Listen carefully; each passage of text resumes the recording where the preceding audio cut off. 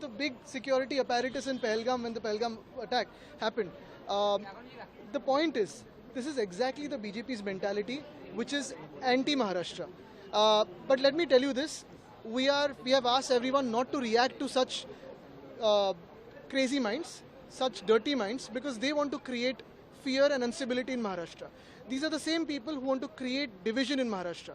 And we will not tolerate this, but at the same time, we are not giving importance to such characters who create poison for Maharashtra across India. What is the reason that No, he has been told, these people are not from Maharashtra?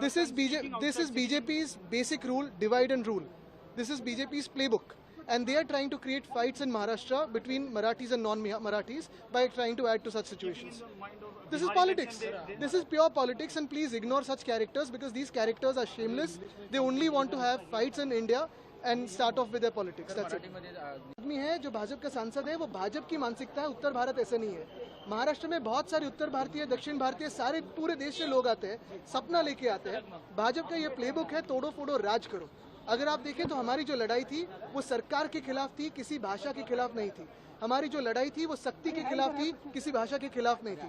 हमारी जो लड़ाई थी वो भाजपा की शक्ति, जो हिंदी की शक्ति थी उसके खिलाफ थी, किसी भाषा के खिलाफ नहीं. और यही बात मैं कहना चाहता हूँ कि निशिकांत दुबे ये उत्तर भारत का प्रतीक नहीं है. बहुत सारे लोग हैं, जैसे हमारे यहाँ आनंद दुबे है, वो तो शिवसैनिक है, वो तो काम करते हैं. तो यही बात मैं कहना चाहता हूँ कि ऐसे जो लोग हैं जो आग लगाना चाहते हैं उनकी तरफ आप भी उनको अगर स्पेस ना दे तो इनकी कोई पॉलिटिक्स चलेगी. क्या है कि आप क्या कर रहे हो कि मराठी बोलना होगा? आप किसकी रोटी खा रहे हो? वहां टाटा है, बिरला है, रिलायंस है, कोई महाराष्ट्र में यूनिट नहीं है. सब टैक्स पेयर जो है, टाटा यदि बिहार झारखंड नहीं होता, उस वक्त बिहार नहीं होता, टाटा ने तो पहली फैक्ट्री वहीं बनाई. हमारे पैसे पर पल रहे हो. तुम कौन सा टैक्स देते हो? कौन सी इंडस्ट्री है तुम्हारे पास? माइंस हमारे पास है, झारखंड के पास है, छत्तीसगढ़ के पास है, मध्य प्रदेश के पास है, उड़ीसा के पास है. आपके पास कौन सी माइंस है? रिफाइनरी यदि रिलायंस ने बैठाई है, एसआर ने रिफाइनरी बैठाई, तो वो गुजरात में रिफाइनरी बैठाई है. सारी इंडस्ट्री जो है, सेमीकंडक्टर की भी इंडस्ट्री है, तो गुजरात में आ रही है. आप जो है लाटसाही कर रहे हो, और ऊपर से जो है आप हमारा दोहन करके, शोषण करके टैक्स पेयर करते हो.